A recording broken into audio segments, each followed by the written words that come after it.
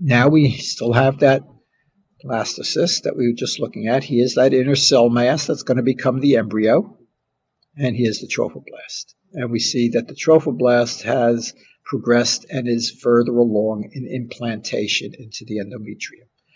So the villi have gotten bigger. They've invaded further into the endometrium. Now, as they invade into the endometrium, they are breaking down the endometrial tissue ahead of it. And among the tissues that are being broken down are the small blood vessels in the endometrium. And when we break down the walls of those small blood vessels, they bleed. The blood escapes, and we'll start to see accumulations of blood in the endometrium. And these accumulations of blood are in these little spaces that are called lacunae, or lacuna spaces. Okay, so the blood that we see in the lacunae is maternal blood that has escaped from the mother's uterine arterial system. So here's a branch of the uterine artery that's come in and supplying the endometrium. As the blood from those vessels escapes, we see it accumulated in the lacunae. Now notice that the lacunae are found in between the villi. That's where these accumulations of maternal blood are, in between the villi. After a short time, we will start to develop inside the villi, that will start to develop embryonic blood vessels containing embryonic blood cells. So inside the villi, we'll start to develop embryonic blood vessels with embryonic blood. Outside the villi, in the lacunae, we have maternal blood. So we have embryonic blood here, we have maternal blood there. The two blood systems are separate, so you don't get a mixing of the blood cells. But there's only a few cell layers separating them one from the other, so because the separation is so thin, that provides the opportunity for the movement of small molecules across from one blood system to the other. So you can get oxygen from the maternal blood into the embryonic blood. You can get CO2 from the embryonic blood into the maternal blood. You can get glucose into the embryonic blood, and so forth. Okay? These embryonic blood vessels that we see here in the villi will eventually connect with blood vessels that form inside the embryo. And those blood vessels and these blood vessels will be connected by blood vessels that pass through what becomes the umbilical cord, and that's what we'll end up calling the umbilical artery and umbilical vein. So that's connecting the blood vessels out here with the blood vessels in here. And this out here is what it obviously becomes the placenta. So the fact that there are some things that can get across from maternal blood into embryonic blood and other larger molecules that can't get across, that serves as the basis for the placental barrier. Some things can get across and some things cannot. But we now have the mechanism for supplying the embryo with oxygen and glucose and so forth. Okay?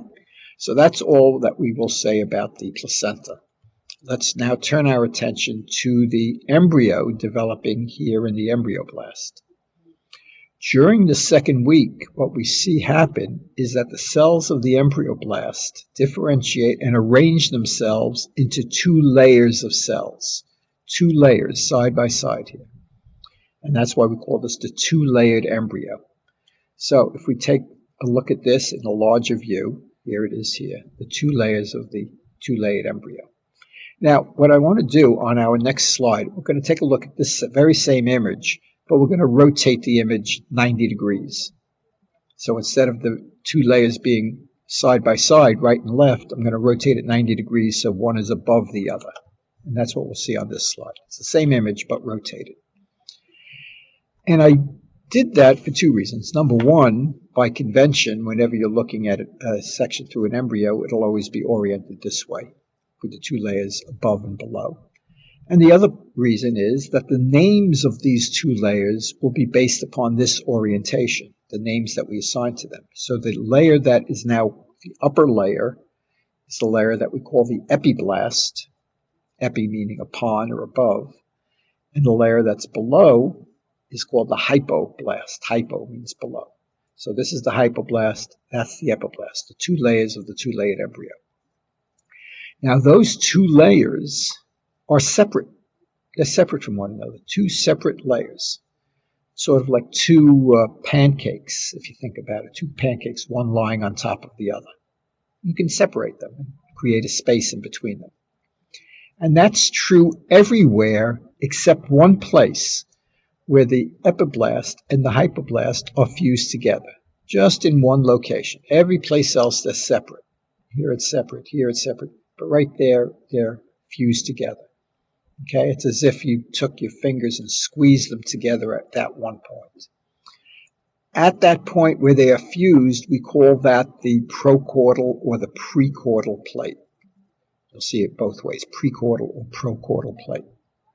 That's where the epiblast and hypoblast are fused together, where there is no cavity in between them. The procaudal plate is going to be the place where the future mouth will develop in the embryo. That's where the mouth is going to develop. Well, that turns out to be a very useful landmark for us, because if we know that this is where the mouth is going to develop, that tells us that this part of the embryo is where the head is going to develop, because the mouth is in the head. So that means that once we know that this end of the embryo will become the head, which tells us that this end will become the tail. So we now have established some polarity to the embryo. Okay? Before recognizing that, we couldn't tell which was the head end and which was the tail end, but once we see the procaudal plate, we know that this is going to be the head end, and therefore this will become the tail end of the embryo. So we now have established polarity. Okay? So that's what occurs in the second week of development in the embryo. The inner cell mass differentiates into a two-layered embryo, an epiblast and a hypoblast.